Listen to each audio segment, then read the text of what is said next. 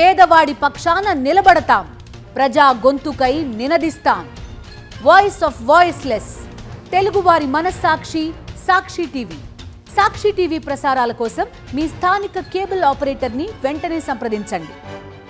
ఏపీలో చంద్రబాబు హయాంలో 2191 చిన్న పరిశ్రమలు మూతబడ్డాయని కేంద్రం తెలిపింది. రాజ్యసభలో ఎంపీ గొల్ల బాబురావు అడిగిన ప్రశ్నకు కేంద్రం సమాధానమిచ్చింది. 2024-25లో 1401 ఎంఎస్ఎంఈ యూనిట్లు, 2025 జూలై 28 వరకు 790 ఎంఎస్ఎంఈ యూనిట్లు మూతబడినట్టు వెల్లడించింది కేంద్రం. చూస్తున్నాం, లిఖితపూర్వక సమాధానం ఇచ్చింది కేంద్రం. చంద్రబాబు హయాంలో 2191 చిన్న పరిశ్రమలు మూతబడ్డాయని కేంద్రం తెలిపింది. పూర్తి డీటెయిల్స్ అందిస్తారు మా కరెస్పాండెంట్ వెంకటేష్, జాయిన్ అవుతున్నారు. వెంకటేష్, చెప్పండి, చాలా పారిశ్రామిక పరంగా చూసుకుంటే ఏపీ ఎక్కడికో వెళ్ళిపోతుందనో పక్క ప్రచారం జరుగుతుంటే ఏకంగా 2191 చిన్న పరిశ్రమలు మూతబడ్డాయని చెప్పింది కేంద్రం.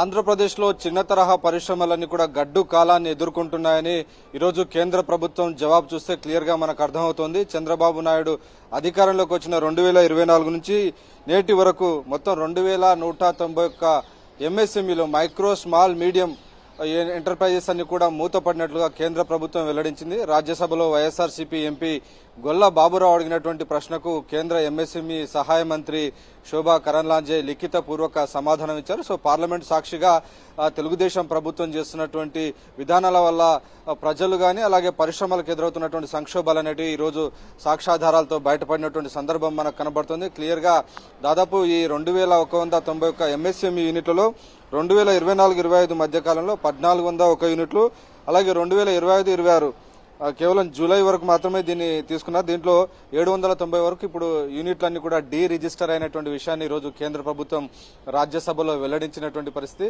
ప్రధానంగా మనం గత హయాంలో వైఎస్ జగన్ హయాంలో కనుక చూస్తే ఎంఎస్ఎంఈలకు భారీ ఎత్తున రాయితీలు ప్రోత్సాహకాలు ఇచ్చి ఆ పరిశ్రమలు నిలబెట్టేటువంటి ప్రయత్నం కొనసాగింది. ఆ మేరకు పెద్ద ఎత్తున అనేక పథకాలను కూడా నాటి ముఖ్యమంత్రి వైఎస్ జగన్మోహన్ రెడ్డి వాటిని అమలు చేసినటువంటి పరిస్థితి మనం చూస్తే కనుక వైఎస్ఆర్ నవోదయం, జగనన్న బడుగు వికాసం, జగనన్న తోడు, వైఎస్ఆర్ చేయూత లాంటి అనేక పథకాలు తీసుకొచ్చి ఎంఎస్ఎంఈలకు ప్రధానంగా ఎంటర్ప్రైజింగ్ ఉన్నటువంటి ఉమెన్ బలోపేతం చేసే దిశగా ఆయన ఆ ప్రభుత్వం నిర్ణయాలు తీసుకున్నటువంటి పరిస్థితి. అలాగే ఆ సందర్భంలో కోవిడ్ అనంతరం జరిగినటువంటి పరిస్థితిలో పరిశ్రమల పునరుద్ధరణ కోసం వాటికి చేయూతను అందించేందుకు విద్యుత్ బకాయిలన్నీ కూడా మాఫీ చేయడం, నాటి తెలుగుదేశం ప్రభుత్వం బకాయిలు పెట్టినటువంటి అనేక బకాయిలను కూడా వాటన్నిటిని కూడా ఆంధ్రప్రదేశ్ ప్రభుత్వం వైఎస్ జగన్మోహన్ రెడ్డి ఆ సందర్భంగా చెల్లించారు. దాదాపు 2,000 కోట్ల రూపాయలకు పైగా ఎంఎస్ఎంఈల విద్యుత్ బకాయిలను కూడా రాష్ట్ర ప్రభుత్వమే కట్టినటువంటి పరిస్థితి. సో మొత్తానికి ఈ ఎంఎస్ఎంఈలన్నీ కూడా ప్రధానంగా ఎస్సీ, ఎస్టీ, బీసీ, మహిళలు ఈ 4 వర్గాలకు సంబంధించిన వారే ఎంఎస్ఎంఈలు, చాలా చిన్న పరిశ్రమలు వీటిని నడుపుతున్నారు.